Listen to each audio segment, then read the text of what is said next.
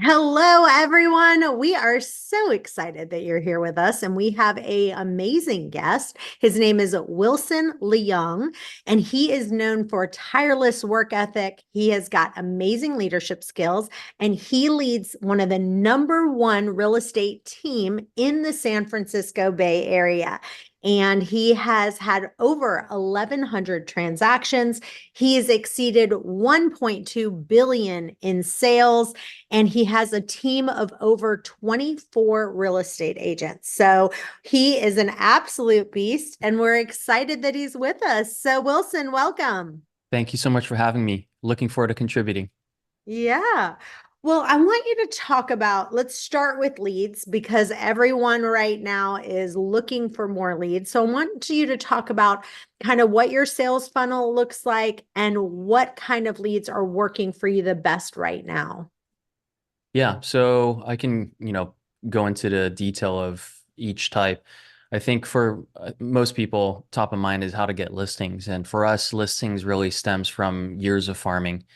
Can you start farming and get listings in the next 12 months? Sure, you can. I think it really comes down to how competitive your market's going to be and who's already having market share or going for the market share. But in terms of leads and lead funnel, most of our listings come from our farm. These are most likely up calls that aren't people that we've met before. Some people have already do exist in the database or our pipeline, but once they do reach out, whether we have an initial consultation or not, they get added to our database, which there's a couple things that happen from there that's automated, so it doesn't require my manual effort to necessarily call or text, although that's going to be part of the process too. The first is going to be recent solds in the area that they have a property in. The second is going to be market data on a monthly basis. And that's just going to be trends for that city. And the third is going to be I compile a lot of information on a biweekly basis and I send it out manually, at least my staff does, to our pipeline of sellers. And it works for buyers too, where you could imagine on a monthly basis, you have CPI data, you have unemployment data, you have different economic data that influences the 10-year treasury yield and ultimately the 30-year fixed rate mortgage, which obviously that influences mortgage applications that is tracked by the Mortgage Bankers Association. And then as we kind of know now, all of this influences the Federal Reserve's policy and what they're going to do with the Fed funds rate. So I'm not someone that predicts anything, although there's a lot of data that probably could be leading to what could impact our real estate markets. So that's what I send out for sellers at least.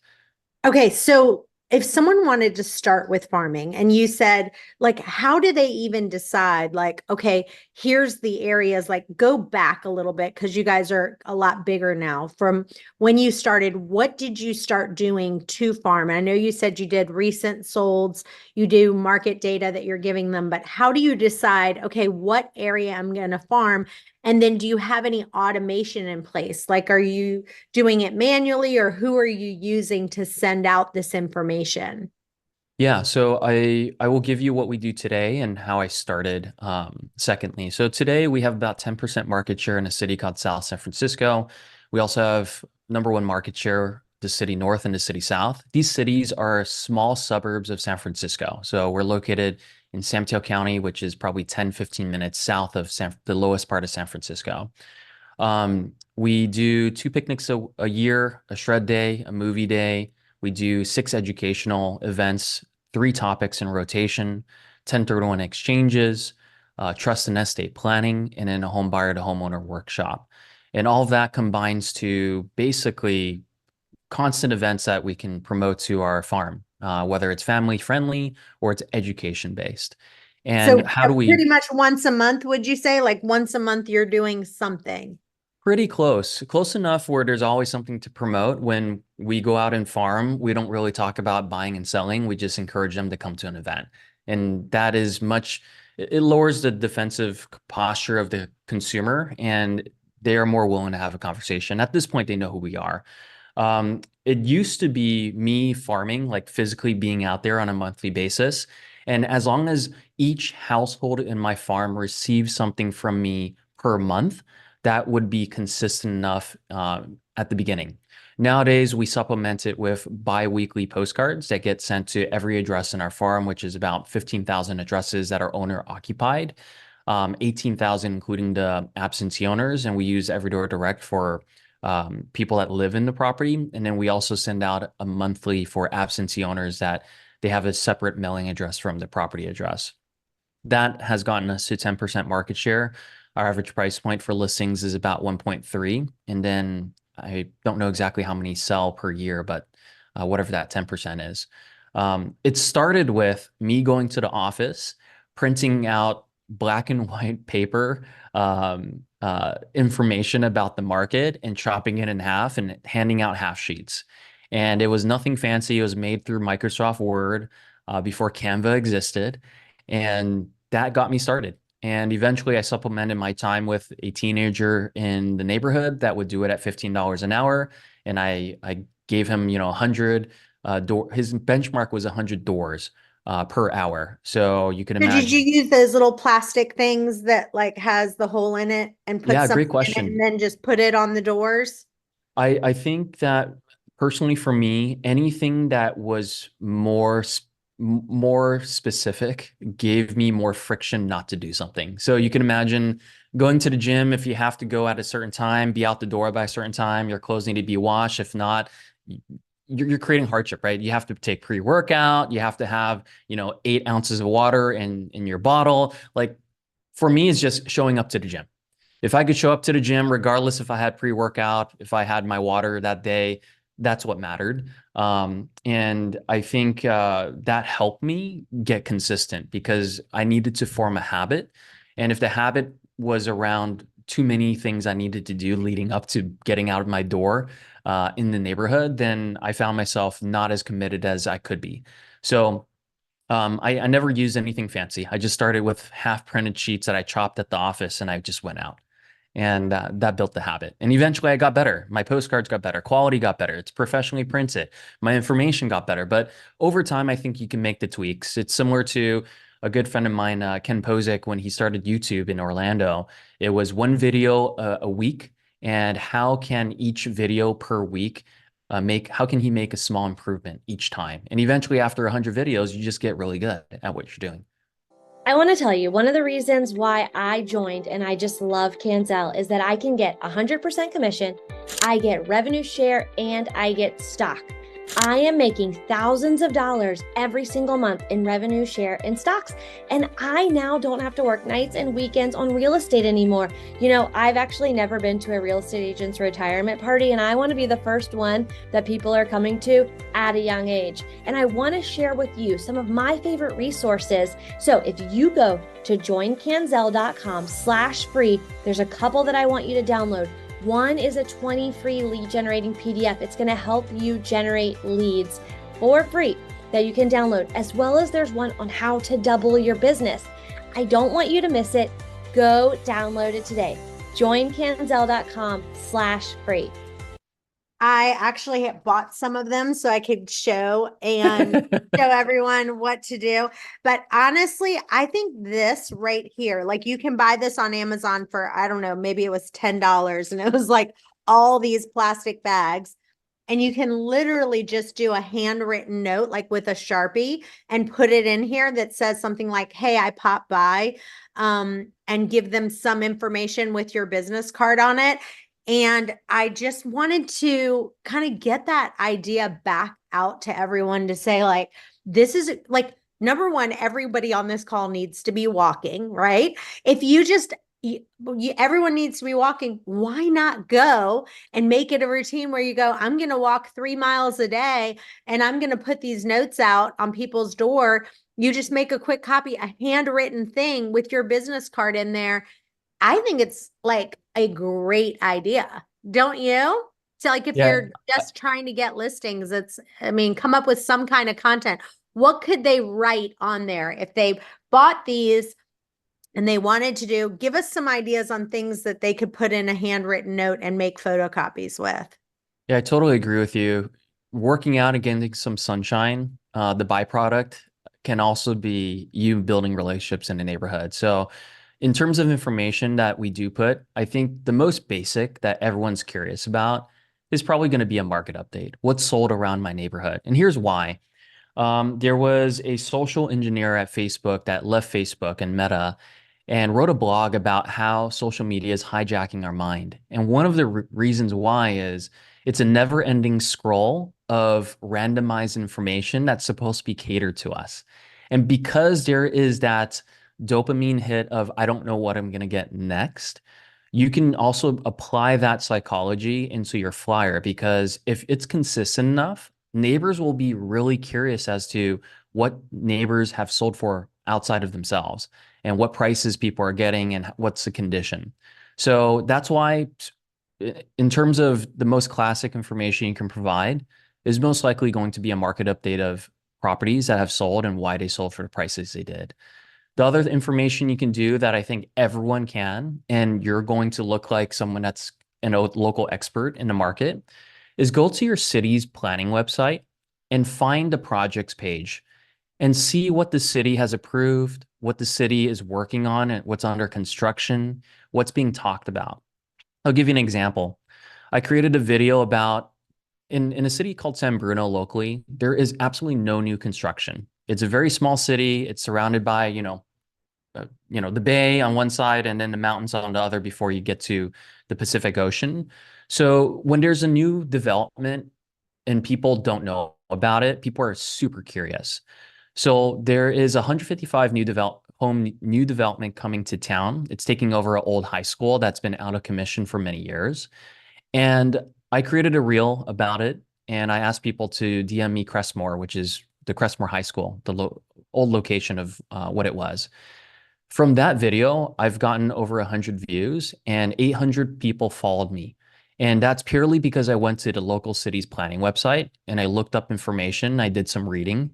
And of course, there has to be a good hook. There has to be valuable information that people are curious about. But it's not far from your fingertips to be able to create a lot of attention of what people actually want.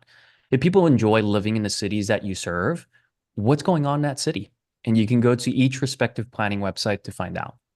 So that's another piece of information you can put that's probably no other agent's going to do, and it's valuable.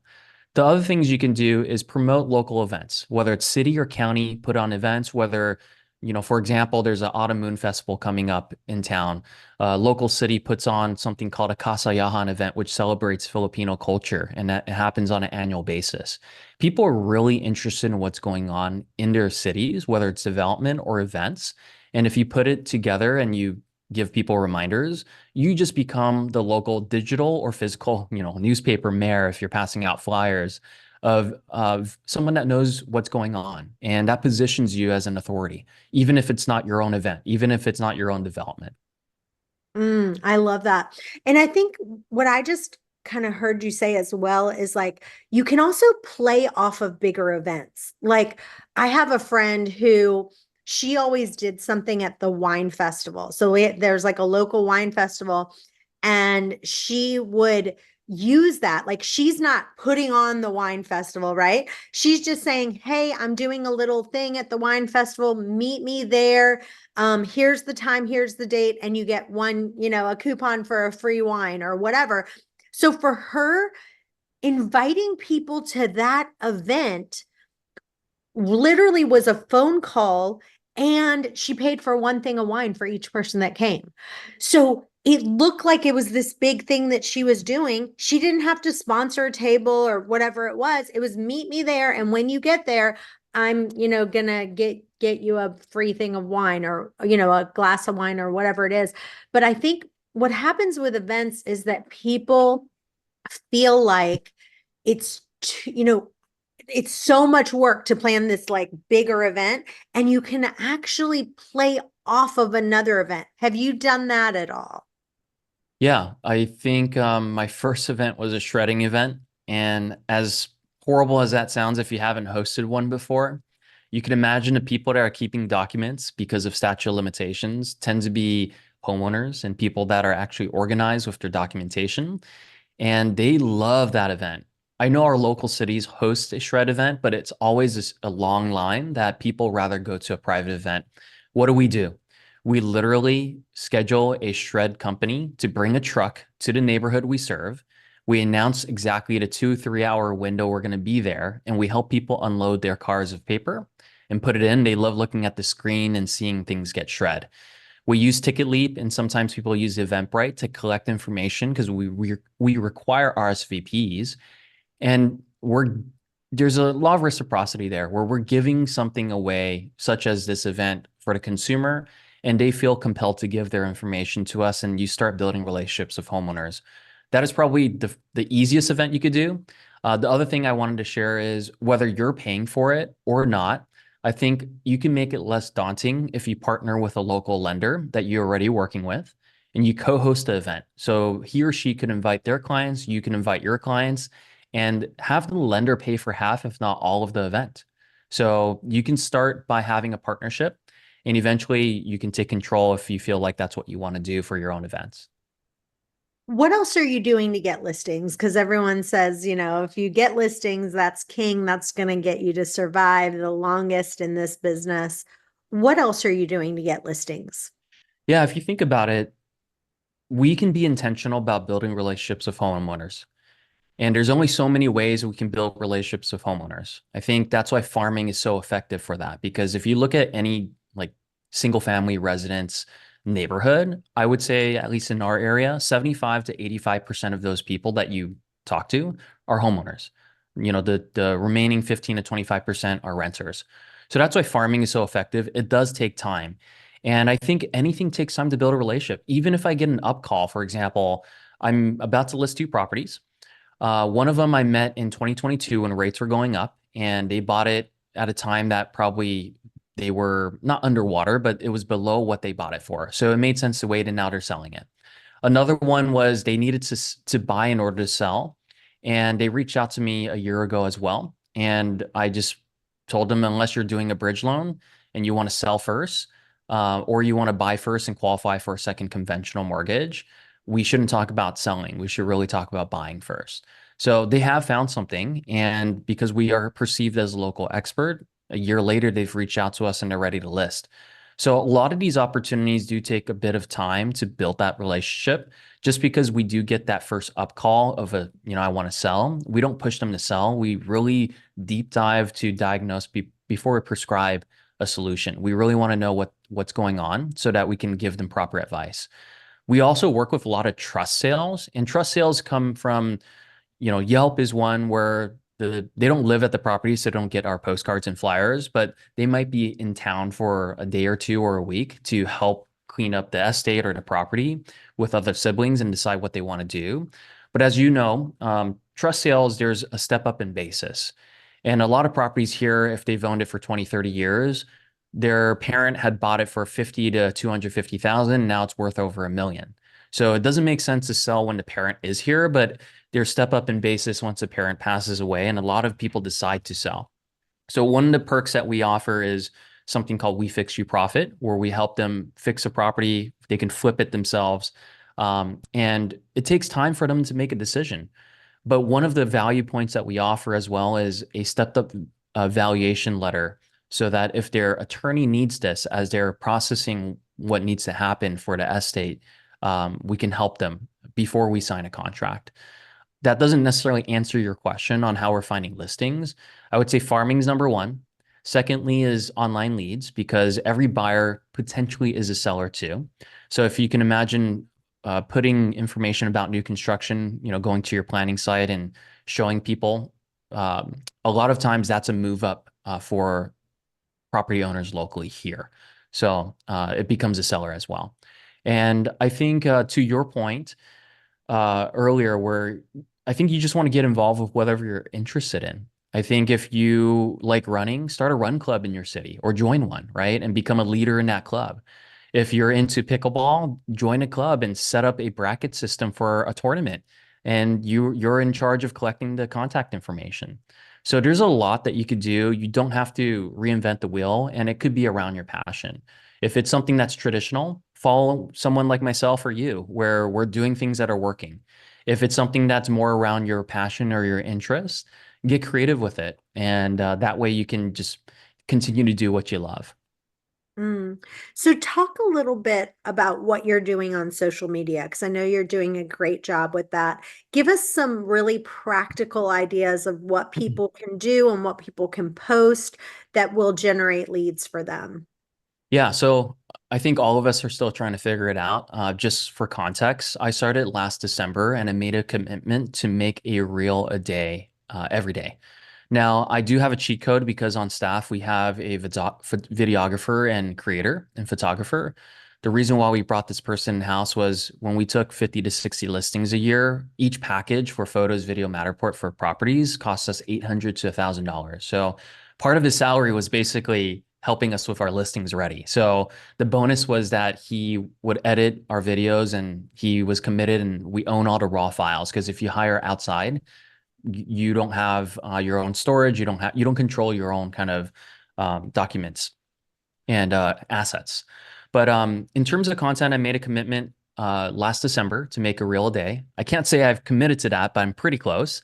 And we've grown from 4,000, we have two pages on Instagram, 4,500 respectively to 9,000 and 3,000. So we've grown pretty much over 11, 12,000 followers.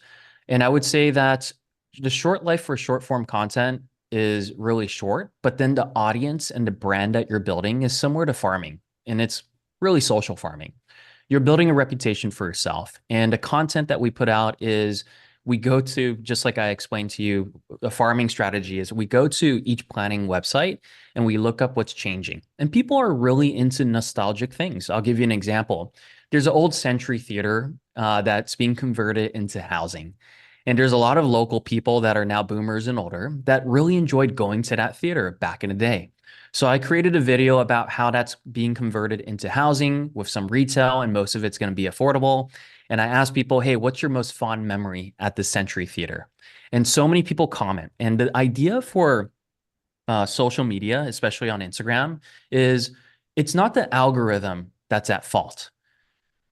It's your value that you're providing. Because if it's valuable, then people will comment, like, and share. And that actually moves it, the algorithm, to push it to other people that would enjoy it too. So we never blame the system. We always point the finger at ourselves to think, what can I have said that could make this video better? Could the hook be better because I didn't capture people's attention up front? Is this an interesting topic to begin with? Or do people care about the old theater? And most people do locally. And the algorithm is pretty amazing. It serves the video to the people that it believes will enjoy watching it.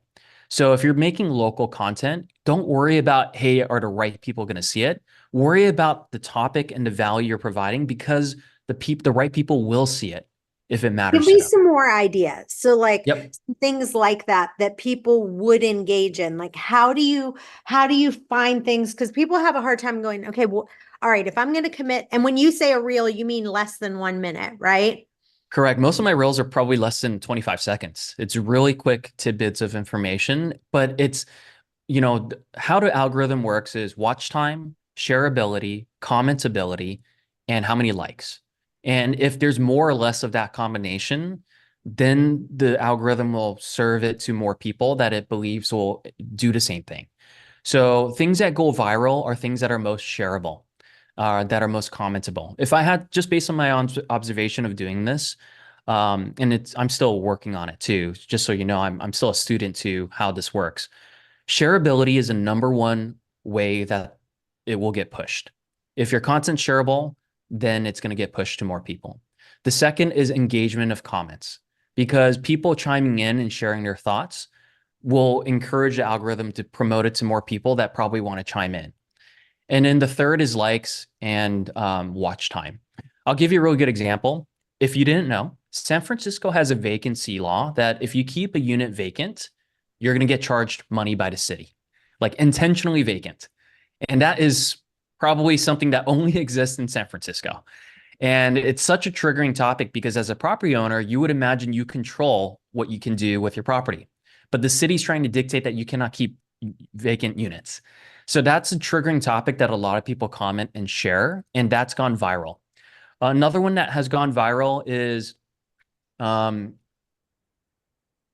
for example, if there's a new restaurant opening or reopening and people love the restaurant, you can just play off the vibe of the restaurant because people already love it. If they're opening a second location, or let's say in our area, if In-N-Out is opening a new location, people share that information because they love the food, right? Or they love visiting a secondary location that now it's going to be closer. So those are some ideas that you could really find on any website. I would say if I were you, I would go to local planning websites to source information. Secondly is local journals, business journals. If you have access to CoStar, they have development news for your local market as well. And you can start compiling a list of places that you can find valuable information. Yes, they can visit these websites, whether they're news sites or not, to find the information, but no one's going to articulate it in your voice, and no one's going to put the unique spin that you will put on that video. And guess what? There's no identity to a lot of these like news sources. And you are the identity. You are giving people feel compelled to connect with someone, not necessarily a page, right? So that's why if you're willing to put yourself in front of a video and you do it consistently, yes, not everyone's going to connect with your message, but a select handful will be your advocates. All and right. those are the people you're looking for. We only have 1 minute left. So end with 3 different examples of videos that someone could do today that would generate business for them. What would you give them the suggestion to do? The best one is to look at the planning website and look for developments. Developments could be housing that is for rent, even better if it's for sale, and also if it's commercial. Commercial as in, hey, there's a new biotech lab coming up in Rowood City, or there's a new retail center that's getting converted into offices. Like these things are really valuable for people to know because that's going to change traffic trends, who's going to move into the neighborhood, etc. They want to know. The other is going to be, honestly, restaurants at launch. There's a lot of people that are into food in your local cities, and they want to know what's going on with the newest restaurant that's coming to town. So whether you find it from a news source or you find it through, also your city website because they've, let's say, approved the plans for a conversion of a restaurant, that's one avenue to look for. And then I would say lastly is maybe not so much a topic you should do, but maybe less so of what you shouldn't do. What you shouldn't do is what you are just, you think is going to be good content. You should really think about who you're trying to attract, your avatar that's going to watch your videos, and what value they're going to receive from it. And I'll tell you, a lot of the videos I used to do were agent facing because obviously I'm a team leader and I want to attract agents, and still to a certain degree, going to serve a watcher, whoever the viewer is. But then for me, it's really about nowadays attracting and building a page of local community members. And how I'm going to do that is by talking about things that they care about, which is community news. I love it. Well, this has been amazing. Tell listeners where they can find you, where they can follow you. Yeah, you can message me or follow me on Instagram. It's Wilson, WLREA. I love it.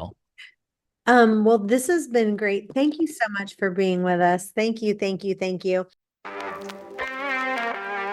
Thank you for listening. If you enjoyed this episode, please subscribe, leave a rating and a review so we can get this out to more agents. And tune in next week for another power-packed episode. This is the Millionaire Real Estate Podcast.